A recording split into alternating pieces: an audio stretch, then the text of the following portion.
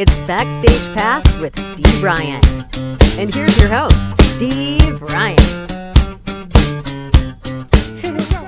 Oh, hey, how are you, man? I'm good. How are you? I'm fine. I like that album you got up on the thing behind you there. Well, not only do I like that album cover, but I spent the morning listening to the album, and Oh, I good. love that album too. Well, thanks. I appreciate it. It was a labor of love and a long one too. It took us about 14 months, something like that, to make that album. Of Well, course, it's in a lot of songs. It's 16 16, songs. yeah, 16 songs. I think it's a deal. I think it's a pretty good deal. I mean, that's a double album back in the day. Pretty much, yeah. Yeah. Yeah. Yeah. Well, JP, I really appreciate you coming in. You're one of the first country artists that I've had on, but you're not really, you're kind of pop country rock. You guys don't fit into really any mold. And I just love the diversity of the band Exile. And so I was really intrigued and really spent some time trying to set this time for us up because I really wanted to talk to you about that. And Yeah. I want to talk about the new stuff, but if you're okay, I'd like to talk about some of the band history as well. Is that all right? Absolutely. We talk about anything. Sure. Well, let's talk about the new album first because I just spent some time. Well, the band's been together. Did you guys just celebrate like your 60-year anniversary? Yeah, we did. We're in our 61st year That's now. It's amazing. pretty amazing. It's it's really flown by. It really has. Yeah. Incredible. Yeah. And I mean, you guys, I was reading, you guys, between the pop charts and the country charts, you have, I wrote it down so I would get it right. Tell me if this is correct. 18 big hits, including 11 number ones. That's correct. Yes. Yeah. I Hmm. mean, you can't deny that. No, nor would I. And you're still going strong. So your new album, A Million Miles Later, I spent some time listening to that. Is that your first album of original music in 30 years? Yeah, yeah, it is. It is. I really don't know why either. We sort of, I guess we fell out of favor with radio, and we just sort of concentrated on our live shows and forgot about making records for a while. And we were offered a nice deal by a label in Florida, and we thought, well, maybe it's time to see if we could still do this. And so I guess we proved that we still kind of know what we're doing in there. It was quite a process to do this. We Yeah. were Well, never we were never all in the studio together when we made this record. Um, we two of us, myself and Les Taylor, live here in Lexington, Kentucky, where I am now, and the three other guys live in the Nashville area. So when it came time to start making the record, we decided we were going to do it piecemeal, and by that I mean I would go in and start the all do all of the guitar tracks to and we did this 3 songs at a time. I did all the guitar tracks and all the percussion tracks. And then I would have Sonny and Les to come in and we would do all the vocals. And then we would send that from here down to a studio in Nashville and take a few days to put drums, keyboards, and bass on. And once we had the recording process finished, we would send that to yet another studio to be mixed. All yeah, this was done by computer, yeah, and so it, it was a strange way to do it, but you can do it that way now if yeah. if you take your time and sort of think 2 or 3 steps ahead, and we felt like it came out sounding pretty cohesive.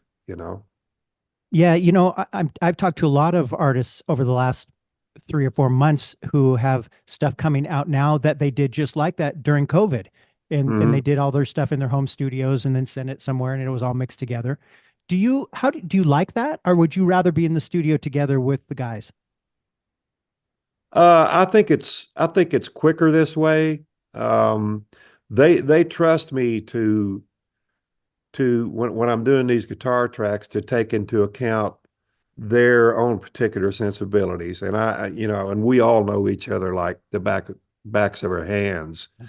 And doing it that way seemed to really work for everybody. My guitar tracks sort of spoke to them and was kind of a template for them to think about what they wanted to put on there. And it just seemed to work, and everybody seems to like it.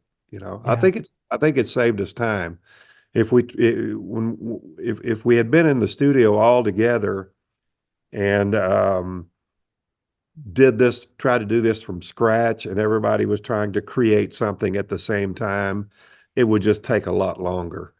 This way, I could send the guitar tracks, and they can listen and they can ruminate and think what they're going to play when the studio time comes, and instead of just all piling in there together and pressing the red record button, and seems to work for us, and I do know a lot of people are doing it that way now. Yeah. Well, and the sound quality is great. The single that's out right now, After You, Mhm. that kind of sounds like something you with a 50s, 60s kind of inspiration to it. Am I pegging that right? After you, when loving no one will never touch me, move me the way you do. My heart is through with searching. This time I'm certain no one else will do. After you. Yeah, there are a couple of elements that sort of make it sound that way. I think the first thing is the drum beat at the beginning sounds like an old Motown beat or Yeah. something, or a Beatles thing. And then there's that thing in the chorus where the background vocals go la la la. Yeah. That's very Beatles. Yeah.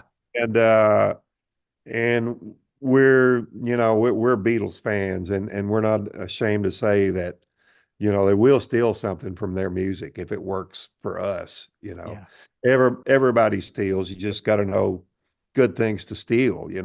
Right. Well, it worked. And it's a beautiful, beautiful song. And the other track that stuck out to me was This Ain't Nothing. Ordinarily I disregard it, but it beats me empty-hearted. I know it's crazy, but look out, love, I'm jumping, 'cause this ain't nothing. Oh yeah. I think that's a great track, but I'll be honest with you. The one that I think I played it 3 times this morning was your guys' version of 16 Tons. Mm-hmm. The harmonies on that are so tight and so beautiful, and it's one of my favorite versions of that song since I found that. If you see me coming, better step aside. A lot of men did and a lot of men died. One fist of iron, the other of steel. If the right one don't get you, then the left one will. Those 16 tons, what do you get? Another day older and deeper in debt. St. Peter, don't you call me, 'cause I can't go. I owe my soul to the company store, yeah. Why did you guys decide to do that song? Well, years ago, it was back in the 80s, when we were getting ready to choose songs for, I forget which album it was. I thought that might be a good remake, which is something that we rarely ever did in those days. And I sort of made up an arrangement, that particular arrangement, and recorded it on a cassette player with a guitar and took it to the guys, and they liked it. And we spent 2 or 3 days getting that song like we wanted it, which is pretty much the way it sounds now. But for some reason, we just felt like it would be, at that time, it would be over our audience's heads. It was too, I don't know, I can't remember the exact reason, but we decided not to play it live, and we just pushed it to the side. And when we were getting ready to make our last album, the one before A Million Miles Later, it was an album of old demos. It's a double CD. It was an album of old demos and old writers, work tapes, and just a lot of really raw material. Somebody, I think it was Sonny, found a cassette of us doing 16 tons in a rehearsal. And I remember we had recorded it on a boombox sitting right down in front of the band, Yeah. you know. And he found that tape, and he remarked how cool he thought it was, and he sent it out to everybody, and we thought, well, let's pull it out of the cobwebs. Let's try to do this and put it on a record. And we've gotten a lot of comments about that. We were a little bit afraid because it's been done so many ways, but I think our particular version is somewhat unique, Yeah, I'm so glad that you put it out there. And the fact that you say you guys recorded it in front of a boombox shows how long you've had that song in your pocket. I know. I mean, it was on a cassette, Yeah. So the younger viewers won't even know what we're talking about. Probably not, I mean, I don't know how many people even have a boombox. I have one. Me and my wife use it a lot, to listen to old cassettes and see if we can find anything like 16 tons, maybe, that's on a cassette that we'd forgotten about. But we use it quite often. But I doubt if very many people have one. Yeah. Well, I would get in a lot of trouble and get a lot of comments if I had you some time with you today and did not ask you if you've seen the movie Happy Gilmore. Oh, of course. And one of my favorite scenes of the movie is when they use Kiss You All Over. Tell me about that and what your thoughts were, and if you knew that it was going to become such an iconic part of the movie. Well, first off, we didn't know it was even going to be in the movie because we didn't write that song. And the people who write it and their respective publishers, right, they're the ones who know that this is going to happen. And nobody called us. But Les Taylor, our other guitar player, and myself were on a plane late one night. I think we were coming back from Las Vegas. But the featured movie on the flight was Happy Gilmore. And that scene came on, it just blew us away. We didn't know a thing about it. I wanna kiss you all over and over and again. I wanna kiss you all over. Dun, dun, dun. Till the night closes in. Till the night closes in. Terry.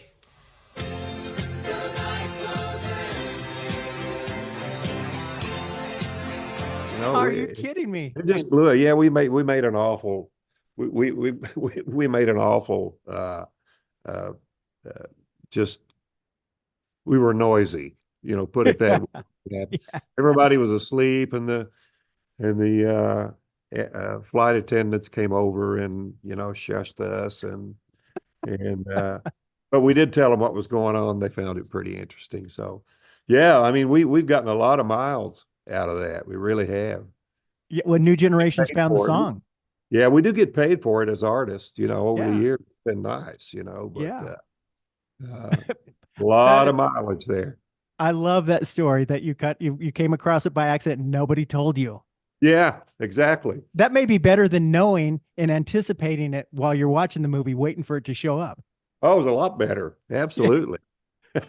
You guys did that song with Mike Chapman, right? Correct. Yes. And boy, at the time, that was like 78, I believe. And at that time, he was a busy guy. He was working with Blondie and the Knack and Susie Quattro, who I talked to last week, and she talked about Mike a lot. he did the album that's off of Mixed Emotions. Tell me about that relationship with Mike and how you guys felt working with him and what that studio time was like.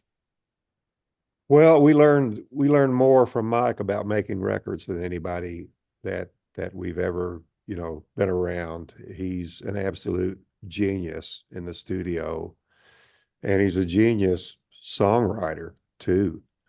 At that time, when he signed us, which I think was in 75 or 76, he signed us to a production contract. And at that time, he had just moved to LA from England, from London. He was actually born in Australia, but he was looking for a band or artist to record because he wanted to, he wanted to make his mark here in America, which was obviously a much bigger market than anywhere he'd ever worked in before. But a friend of ours found out about Mike and sort of knew his background. We didn't know anything about him at the time, but he sent Mike this demo tape, 4 or 5 songs. I forget what they were now, but Mike liked it. He chose it out of a stack of tapes on his desk.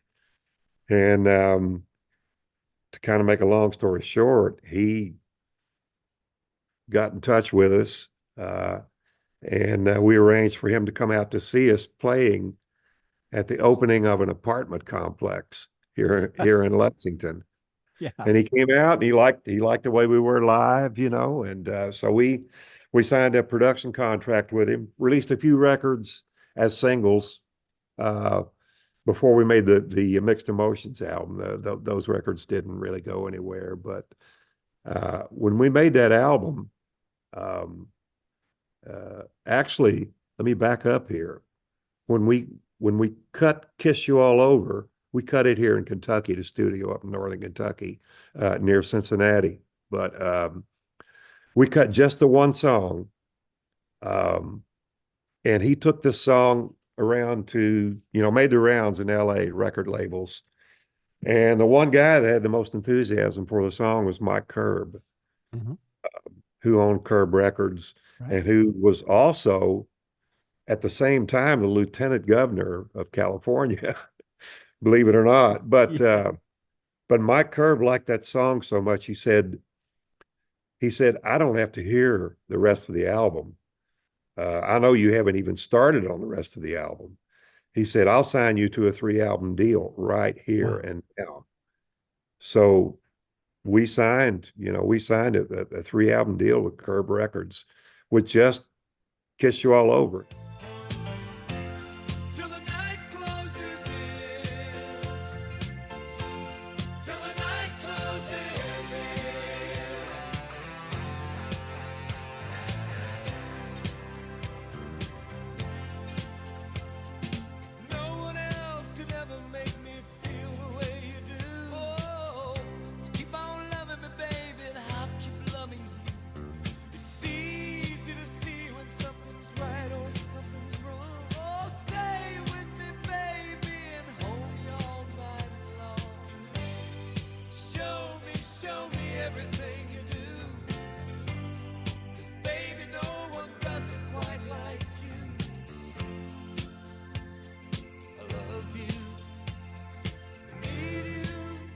Then went and finished the album, and it wasn't, but a few months later that Kiss You All Over was number one all over the world.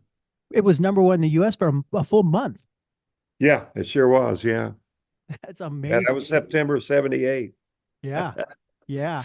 The other song I like on that album, I think you co-wrote this, was "Stay With Me."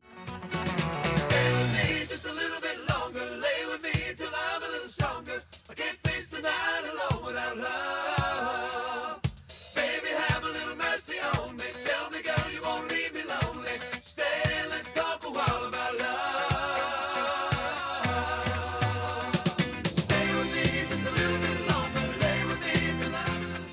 Yeah, stay with me. Kind of almost a country sort of. Before you guys were doing country. Yeah.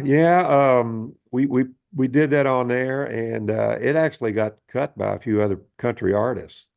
It became a top 5 record for Dave and Sugar, Yeah. who was a pretty popular country artist in those days. Even Bill Anderson did a version of it, which I was just going to say a lot of people, a lot of country artists did over the years have done your guys' songs. yeah, we've been fortunate. I think that's one of the reasons that we were able to get our foot in the door in Nashville is because of our history of just what you just said. We had we had 2 big records on Alabama, which I co-wrote, "Take Me Down." We know that it's feeling better every time we get together. Maybe love was meant for you and me. Won't take me down where I want. The closer you get. The closer you get, oh baby, the further I fall. Right. And Sonny co-wrote "Beautiful Mess" by Diamond Rio, and "When She Cries" with Restless Heart. Les co-wrote "It Ain't Easy Being Easy" by Janie Fricke. And so, we had a little bit of ammunition when we were trying to find a country record deal, which Yeah. that really helped us a lot. Well, and yeah, you speak of Alabama going to #1 with 2 of your songs. But you guys, and that was from, I think your next album, "Don't Leave Me This Way." But then in '81, you guys recorded a version of "Heart and Soul," and Huey Lewis and the News did it later, and it sounds almost the same as yours. You see, she gets what she wants, 'cause she's hard and soul. She's hot and cold. She's got it all. I'm loving in the night. Whoa. Yeah, I know. I think the first thing that really sounds a lot like the record are the quality of Huey's and Les's voices. They have these sort of gravelly voices, and we ran into Huey after that at the American Music Awards, and he said, "Man, thank you. Thanks for making that record. I'm glad we were able to do something with it." He said, "We just tried to do it like you guys did." Yeah. Yeah, he was very gracious about that, and it was good to see. Good to Yeah. see. We played in our show and we explained to people, how that all happened, and we get a lot of mileage out of that too. Yeah. It's so recognizable now because of all Yeah. that. You guys did an album in '83, just Exile, and you guys were pretty much doing country at this point. And I had read, did Ricky Skaggs play on that almost the whole album? I think he played on 2 cuts. I know there was Okay. a song there called "Take Me to the River." He played on that, but I'm not sure what else. It may have just been the one song. Okay. And Yeah. and you're a guitarist, and he's a mega guitarist. How was that? Oh, I was so glad to have Ricky. I mean, it was like the proverbial feather, to us to have him to play on our album. It sounds like a guitar that he's playing, but it's actually like a Mandocaster. It's an electric mandolin that sort of sounds somewhere between a mandolin and a guitar.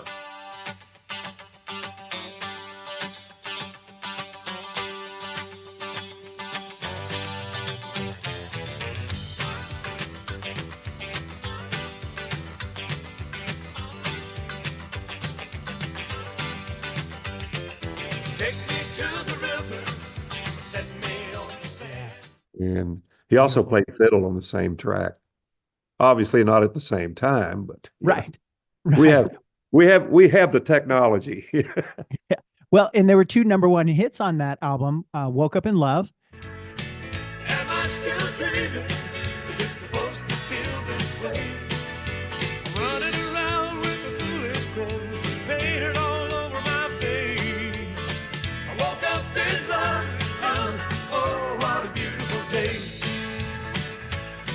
Mhm. I Don't Want to Be a Memory. I don't wanna be a memory, just a shadow in your mind.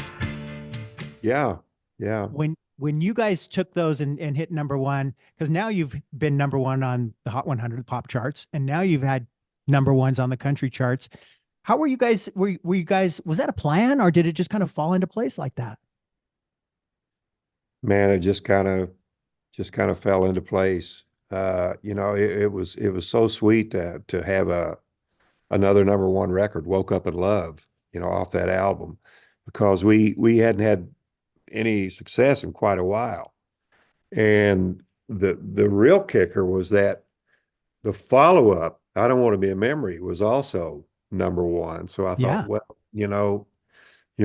we're you can't call us a flash in the pan anymore. So that was really really a nice thing to happen for us. And it didn't stop there. You guys did Kentucky No. Hearts, number one album as well. But you also Mhm. had, I think you had three number ones. Give Me One More Chance, which is one of my favorite songs by you guys. Won't you give me just one more chance? Maybe we could make a little romance. No reason why you and me can't get it back together like it used to be. Give me just another try. I can't have you, I'm gonna die. Give me one more chance. Give me one more chance. Won't you give me just one more chance? Oh, thanks. Crazy for Your Love and She's a Miracle. They were all number one. Oh, if I stumble, if I fall, she's waiting right there to catch me. Oh, she's a miracle to me. Hmm. Yeah, and the next album, the Hang On to Your Heart album, I believe had 4 number ones. Yeah. I mean, you guys are just on a roll, unstoppable. We were rolling. We really were. Was it because the band was just really gelling at that point? I mean, you guys were just kind of in the zone and it was comfortable, what, or was it, it just kind of happened? Or did you feel when that was happening, did you know, I mean, something's happening here? Well, yeah, I suppose so. It's so long ago, and it's all such a blur that it happened so fast. I think we were trying to keep it together enough to know what was next, to Yeah. concentrate on what was next instead of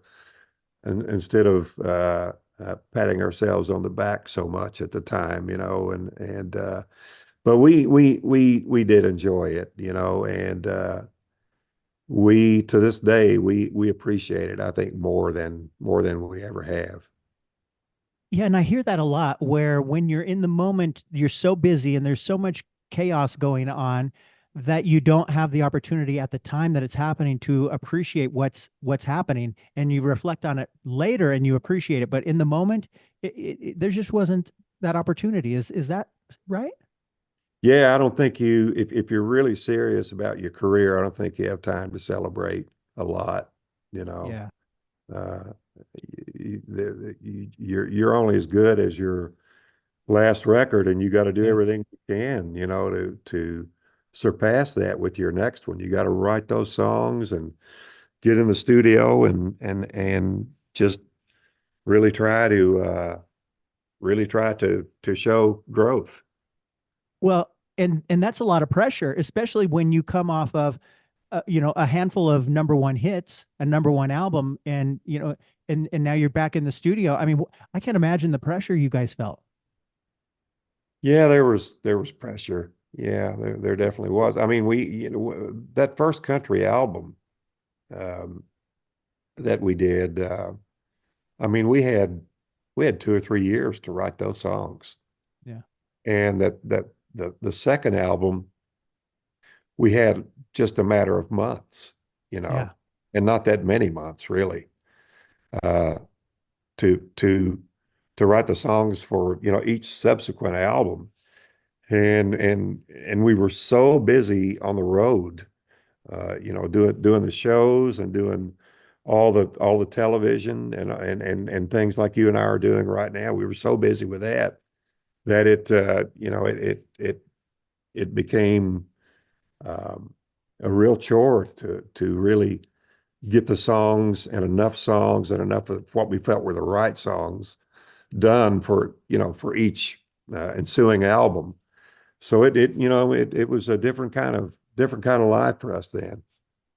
But yeah, and as a songwriter, because you wrote a lot of those songs, I mean so I feel like there's double pressure on you because and I don't know how you guys write, if it's music first and then lyrics, or lyrics and then music, or a combination of the two, but it just seems like, I mean, because then on the next album you had Hang On to Your Heart was number one. Better hang on to your heart. Hold on tight, or I'm gonna steal it away tonight. I'll take you in my arms. I Could Get Used to You was number one. I could get used to you. Oh, darling, you're so fine. It'll Be Me was number one, and She's Too Good to Be True. Mm-hmm. Wow. And Super Love was on that album Yeah, too, and it's like yeah. a top 10 record, Yeah. I think. And yeah, I mean, we kept our noses to the grindstone pretty much. We didn't have much downtime, that's for sure. Yeah. And then the next album, you still had I Can't Get Close Enough was number one as well. I just haven't found a way. I can't get close enough. Can't get close enough to you. I mean, in that 7-8 year period, I mean, you guys owned the charts. Yeah, we were rolling. I must say we did ourselves proud. Yeah. There was a recently released documentary and live concert put out, right? Mm-hmm. Tell me about the making of that. It was done by our state public television network, the Kentucky Educational Television, KET, we call it. But they expressed interest in doing a documentary on us. Their tagline was 60 years of music, and we did that documentary. Took about, I guess it took a few months to put together, and they did that. It was an hour long, and then we also did a 60-minute live concert at a venue near here as a companion piece, to the documentary.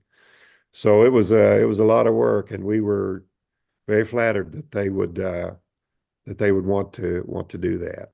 Hey, you guys are, I read you guys are doing a collaboration, or have recently done a collaboration with the Climax Blues Band.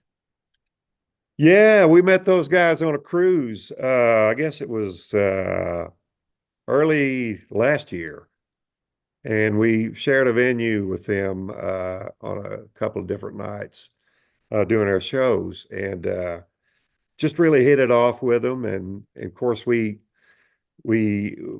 love their music. In particular, the song "Couldn't Get It Right." We used to play that song live back in the day. Great as song. a cover. Yeah. And we just, they were so great live. I mean, and we just became fans and friends. We were with them for a few days, and sometime after we got back home, they got in touch with me, and they wanted us to sing back vocals on a song they were going to put on a new record. So we said, heck yeah, we'd love to do it. So to make a long story short, they sent the tracks to a studio where we work here in Lexington, and Les and Sonny and I went and put some back vocals on it, and they were very happy with it. It hasn't come out yet, but I don't know. I got an email the other day that said they're still working on this, that, and the other to get the whole record thing together, and the music business moves like a turtle. So yeah, that was a good experience. Really nice people and talented. Yeah, yeah. One that a band that I really like as well. I think you guys, I can't wait to hear it. I'm really excited about that. Thank you.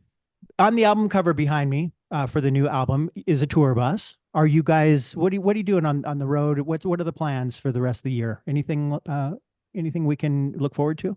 Well, dates are still coming in. We'll probably end up doing maybe 50 dates, maybe, which is enough for us. Yeah. That's mostly long weekends, and we can be home, gives us some time with our families, and time to write songs and do whatever studio stuff we need to do, which, by the way, we're starting a new album. And this is Yeah. only the second single of this one, and it gives us time to work on that, but yeah, I mean, we don't have anything really special, like a documentary or anything like that coming up. But that's not to say there won't be, some kind of wacky collaboration that may happen. So Yeah. we'll see. But right now, we're just concentrating on the shows. Gotcha. And can people go to your website to find out the dates? Yes, they can. They can go to exile.biz, BIZ, and our itinerary is just right there on the home page. Yeah.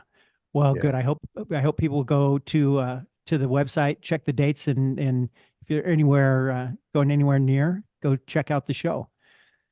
JP, I appreciate you spending some time. I'm really honored. I'm a big fan, and I know you're a busy guy. I promised 20 minutes, and I've gone a little over, but I hope that's okay. That's quite all right. I really appreciate you having me. I hope maybe when I'll keep an eye out, and maybe when the new album comes out, we can sit down and talk about the new songs on that album as well, if that's okay. That'd be great. I would love to. And if you see we're going to be out your way, get in touch, and we'll fix you up with tickets or whatever you need. 100% for sure. I'll hold you to it. All right, brother. Thank you so much. Appreciate you, Steve. For questions or comments, email Steve at steveryan.songoftheday@gmail.com.